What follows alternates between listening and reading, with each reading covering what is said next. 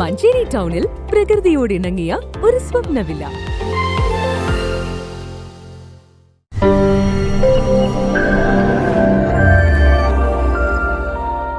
മലബാറിലെ പ്രസിദ്ധ ദേവീ ക്ഷേത്രങ്ങളിൽ ഒന്നായ മഞ്ചേരി മേലാക്കം കാളികാവ് ഭഗവതി ക്ഷേത്രത്തിൽ താലപ്പൊലിക്ക് തുടക്കമായി. ഇന്ന് പുലർച്ചെ പ്രഭാതവേരിയോടെ ചടങ്ങുകൾക്ക് തുടക്കം കുറിച്ചു. മഞ്ചേരി ശ്രീ കാളികാവ് ഭഗവതി ക്ഷേത്രത്തിൽ ഇന്ന് അമ്മയ്ക്ക് നാട്ടുതാലപ്പൊലിയാണ് നടക്കുന്നത്.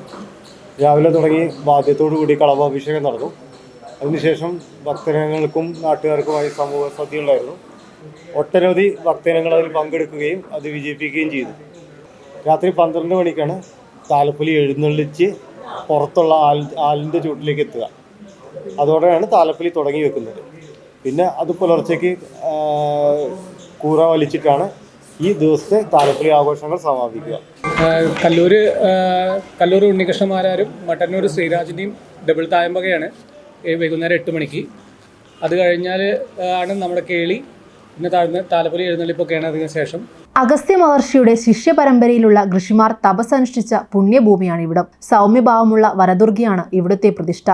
ഈ വർഷത്തെ നാട്ടുതാലപ്പൊലി ഇന്ന് പുലർച്ചെ മുതൽ ആരംഭിക്കും. മകരച്ചുവ ദിവസം കളമ്പാട്ട് കൂറയിട്ട് 118 കളമ്പാട്ട് കഴിഞ്ഞ് 119ാമത്തെ കളമ്പാട്ടാണ് താലപ്പൊലിയായി ആഘോഷിക്കാറുള്ളത്. കാളികാവിലമ്മയുടെ ഇഷ്ട വഴിപാടുകളിലൊന്നായ കളമ്പാട്ട് സർവ്വവിധ ഐശ്വര്യത്തിനും ഉദ്ദിഷ്ടകാര്യത്തിനുമായി ഭക്തർ വഴിപാടായി കഴിച്ചു വരുന്നു. ചുറ്റുതാലപ്പൊലിയും നാട്ടുതാലപ്പൊലിയും ഓരോ വർഷവും ഇടവിട്ട് നടത്തുന്ന താലപ്പൊലിയിൽ ഈ വർഷത്തേത് നാട്ടുതാലപ്പൊലിയായാണ് നടത്തുന്നത്. ക്ഷേത്രത്തിൽ ചെറിയ തോതിൽ 2 താലപ്പൊലികളും നടത്താറുണ്ട്.